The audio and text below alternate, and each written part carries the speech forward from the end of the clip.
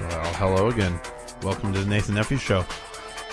As always, I am Nathan Nephew, your host, or something similar to a host. I guess I'm really the guy that talks into a microphone and just hopes you listen. And it seems like some of you have been, so that's a good thing. Remember, you can check out my website, nathannephew.com. You can find the show anytime up there. Also rebroadcast on Red State Talk Radio, which is my preferred way to listen to it.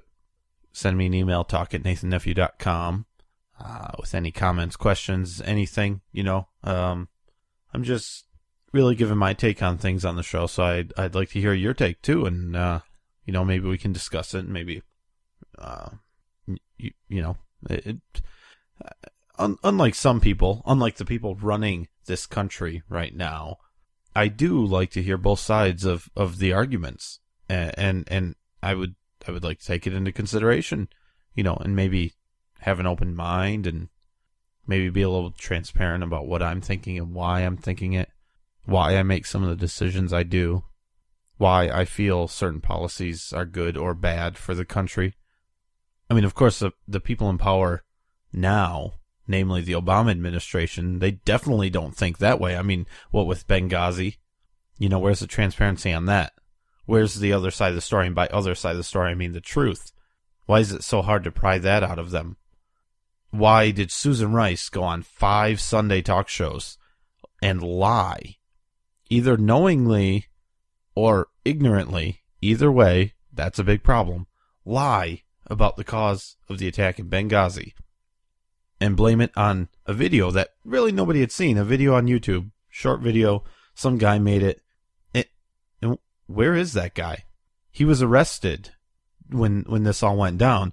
His video was blamed, and then he was arrested on an unrelated charge, of course, right? Just a coincidence that they happened to pick him up while this was going on, It wasn't a diversion. I mean, don't get me wrong, it was complete coincidence. I haven't heard from him. I don't have you? I don't know where he went, what he's doing. I mean, I hope he's okay. If he did commit a crime, I guess he violated his probation. He doesn't need to pay for that, but he was blamed for the death of 4 Americans in Libya, and we haven't heard a word from him or where he is or what's going on with him. I mean, if it really was the cause, then I'd like to hear a little more. What are we doing with the guy? Now, obviously, and I'm dead serious here, there's nothing we can or should do about this video that he made. And I've went over this before. This is kind of old news, but he has the same rights I do. Even though his video was despicable, I still will stand up for his right to make that video, whether or not it causes unrest in Libya. I mean, the problem, as Obama would put it, is enshrined in our Constitution and our laws. And he's constrained by the system that these founders put in place. Damn it. So, I don't know, with the new war on terror and the IRS targeting people and the AP phone records being seized, and oh wait, what's the NSA doing? Seizing everybody's records. What came out and just like, well, yeah, they're taking Verizon records. Just the metadata though. I mean, it's just the to and from numbers and the duration of the call. It's nothing more than that. I mean, really, come on. What can they do with that? And don't you trust the government? Shouldn't they be able to collect anything they want and you can trust? I mean, Lindsey Graham says, well, I know I'm a Verizon customer and I'm not talking to terrorists, so it doesn't bother me. It's fine. Mike Rogers in Michigan, where I'm from, a representative, he says that those sort of programs helped us solve or stop terror attacks. I don't know which ones, because of course that's a national secret, and transparency overlooks that. But I mean, so do we not care about the Constitution anymore? Do we not care about the system the founders put in place and the Bill of Rights that was added on shortly after to really just spell out the rights that people have? The rights that, when they drafted the Constitution, they thought were self-evident, that really didn't need to be written down because it was so damn obvious that people had the right to free speech, or to protect themselves and their country with a firearm, or a knife or any other arm, or that they had the right to be secure in their persons and property, and the right to be free from unreasonable search and seizures without a warrant. Do we really not care about that anymore? And it seems like maybe we don't. I mean, the NSA collecting, every Verizon record or phone call record to and from numbers. And, of course, we know T-Mobile and all the other companies are doing it. And then we see this PRISM thing that came out of the NSA. I'm going to get into Edward Snowden, who leaked these things. I don't know that I'll call him a hero, but I'm not going to call him a traitor either, like I hear from some even conservative folks. But this PRISM program, that PRISM that the NSA has, they're working with a bunch of tech companies, Google, Yahoo, Apple, and basically they're just getting whatever information they want. They have everything on you. Anything that you do on a computer, on the phone, on your tablet, anything you do is being tracked and stored. How long is it being stored? I don't know. Where is it being stored? I don't know. Who's looking at it? I don't know. But don't you trust the government? Don't you trust the government that not that long ago, under oath, said, no, we're not collecting and storing any data on American citizens? And now we find out that, nope, actually you are. You are doing exactly what you said you weren't under oath. Can't we just trust them? I mean, come on. Obama's a pretty good guy, right? He's all about civil rights. He's not going to take your phone data, or anything and use it against you. He'll only look at it if you're talking to terrorists. If you're not talking to terrorists, you don't have to worry about it. One of my biggest, I almost said hobbies, but I've said this several times, that if these discussions that I have and these arguments I have with people about rights and the government and how it should act, and specifically the Second Amendment, because that's where I have been most active throughout my life, I've said over and over again that if it wasn't so damned important, if losing the gun debate didn't have such extreme, serious consequences, it would be fun. Right? I like to have a good, lighthearted debate about something that's not really that important. But as we know, when you're talking about something like your right to keep and bear arms for the defense of yourself and others and of the state, that's important. You have to win that one. We, the people, have to win that debate. And I'm not afraid to have that discussion. I'm not afraid to stand up for that, obviously. I mean, but that's not the point. The point is, do we not care anymore? I mean, how far are we going to let this go before we do stand up and say, this really isn't right? Something has to change. What you're doing, government, is out of line.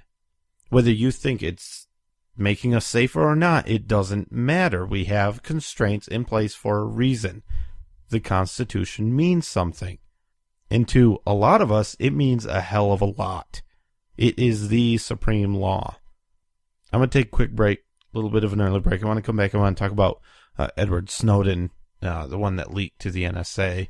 And something that I found a bit funny and not surprising, and it's not the first time this happened, but North Carolina thinking about taxing hybrid and electric vehicle owners because, well, maybe they didn't put enough thought into this electric vehicle thing when they decided to subsidize them. Remember, NathanNephew.com. Email me, talk@NathanNephew.com.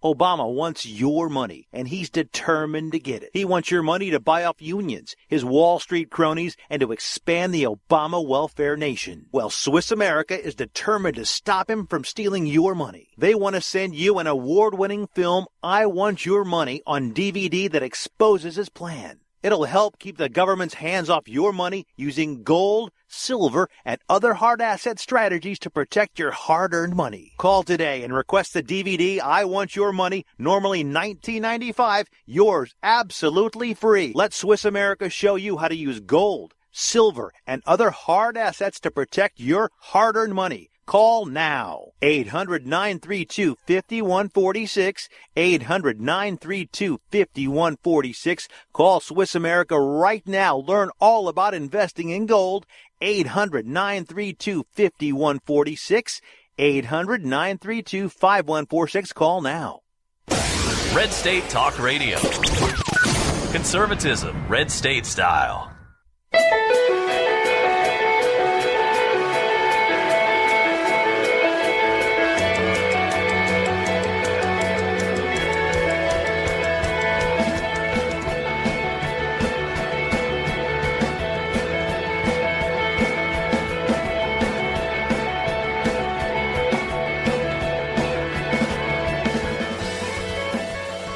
Alright, I'm back. I'm Nathan Nephew. You're listening to the Nathan Nephew Show. I want to thank you for sticking with me, tuning in to Red State Talk Radio. You can check out all the other shows or the broadcast schedule, redstatetalkradio.com. You can see all the other shows, some pretty good shows. Another show on there that I do urge you to listen to is At Odds.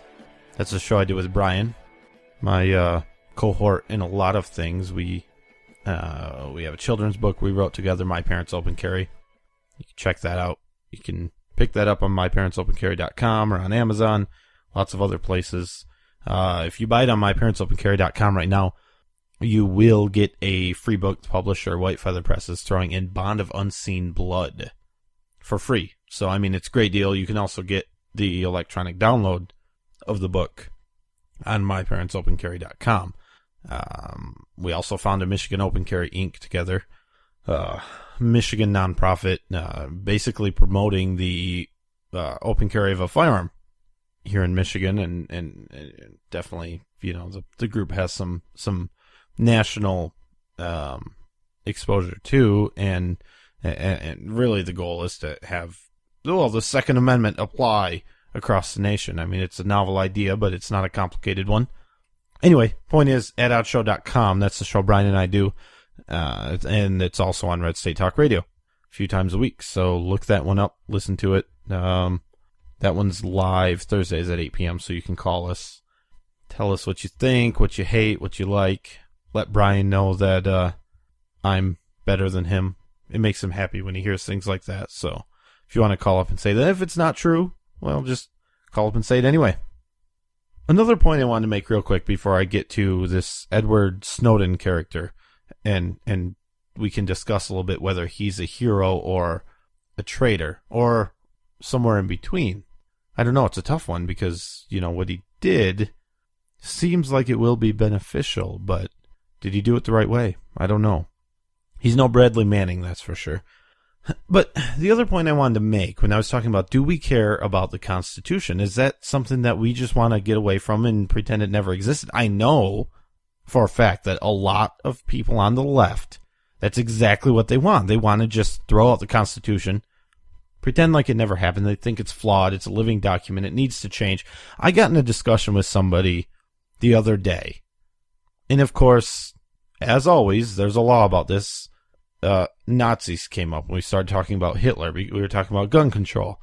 And, you know, he's trying to tell me that, well, the Weimar Republic actually enforced or enacted the gun control, and the Nazis didn't do anything with gun control to disarm people, which, of course, you know, isn't true. The Weimar Republic did pass the regulation on firearms and ammunition, which had a registration requirement, but then the Nazis got in power, strengthened it. The law originally was written to prevent the Nazis from being armed. It didn't work. The Nazis took over power and actually used the law and wrote into further restrictions specifically for the Jewish people. Jews could not own firearms. They were effectively disarmed, and we all know the rest of the story. Because, you know, my overall point was that gun registration leads to gun confiscation, which leads to termination of the opposition. That's just how it works. I mean, over and over again, we see large groups, before genocide takes place, they are disarmed to some degree. It's not a quick process, and that's what people... It's not like... not in every case, anyway, that the military shows up at your house, takes your gun, and murders you right then. It's a slow process, and we see it headed that way in America. It's not too late to turn it around, but it is going in that direction. If we left it alone and didn't change course over several years, we'd end up somewhere close to that. Where those of us that today are being targeted by the IRS because we're conservatives, or because we have the word God in our group name, or Tea Party, or 9/12, right? Because we're associated with that crazy Glenn Beck guy. Today we're being harassed by the IRS. Today our assault weapons are being attacked, whatever the hell an assault weapon is. Tomorrow, our shotguns. I mean, in California, they're already trying to pass legislation, which will pass, to make shotguns basically assault weapons. And that's how it works, and that's the thing that I talk about all the time, that today it's assault weapons, tomorrow it is your hunting rifle. So don't give me your crap today that you have your hunting rifle, you don't care because you can still hunt and it doesn't affect you. Today, it's the Tea Party, it's the 9/12 group, it's religious groups, Christian groups being attacked by the IRS. Today's the day to stand up. It's not the time to stand up when you wait for tomorrow and it's you being attacked, and all of the other groups that you could have stood with have already went through this. They've already been attacked. They've already been put down. It's too late at that time. Now is the time to stand up and say, hey, wait a minute, this isn't right. Hell no, the NSA shouldn't be collecting all of our phone records. Edward Snowden, he worked for a consulting company. He's a 29-year-old, fairly young. He had security clearance, supposedly. He was a consultant for the NSA. High school dropout, has a GED, 29 years old, from North Carolina. He was living in Hawaii, making $200,000 a year, in a nice house with his wife, and had a pretty good life. So there doesn't seem to be any signs that he had a bad life and just wanted to get away. But he leaked information about the information gathering that NSA is doing because he had access to this stuff. He was a technical advisor of some sort with a security clearance. He leaked the information about PRISM and phone records and what the NSA was doing, what they're collecting on everybody, every American. So, yeah, it is affecting you today. It's not just Tea Parties. It's you. Yeah, even you, Obama voter, you today are being targeted by the NSA. They are collecting everything that you're doing, including listening to this show right now. But what he did that's different than a lot of people that leak information is he decided he didn't want to be anonymous. He stood up and said, no, this isn't right. And I want to make sure that people know it's not right and that there is some authenticity to this and that they can kind of trust me. I'll put my face out there. I'll tell people who I am. So he came out and did an interview where he says, he had no reason to do this, and he didn't leak the stuff that he could have leaked that could harm the country or that he could profit from. He leaked the things that he thought was important that the public needed to decide whether it was right or wrong. He pretty much signed his own death certificate. I mean, really. He leaked at least the process. I don't know how much of this... I mean, didn't you know, before you saw this in the news, didn't you know that somebody was watching you? I mean, you've read 1984, right? I mean, you kind of knew that it was happening. It just wasn't published in the newspaper, so it wasn't really official, right? Jay Carney hadn't been asked about it yet, so it wasn't really official. But he really put his life and his family on the line. He was living in Hawaii. He is now in Hong Kong, at least that's what he says, because they generally, according to him, generally support free speech, not like mainland China. And he'll think he thinks he'll be okay. Was talking about Iceland. Excuse me. Trying to get asylum in Iceland. You know, because it's the last thing he wants to be is extradited to the United States. Now, what he's worried about is the United States. He's not too far from a CIA annex, or maybe he mentioned they'll pay off the triads, you know, to murder him, basically, so he'll stop talking. And if that happens, it will also send a message to other potential whistleblowers, as will the way that we, the people, handle this.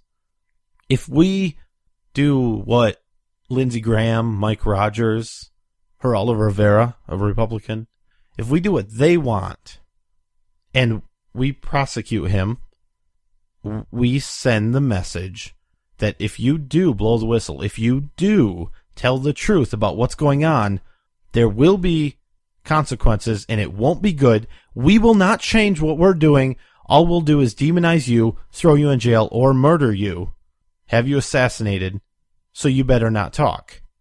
It's a really vital time right now for the country, I think, because we want people like, we don't want Bradley Mannings of the world leaking crap to WikiLeaks, leaking information that is actually dangerous to our men and women serving in the military right now.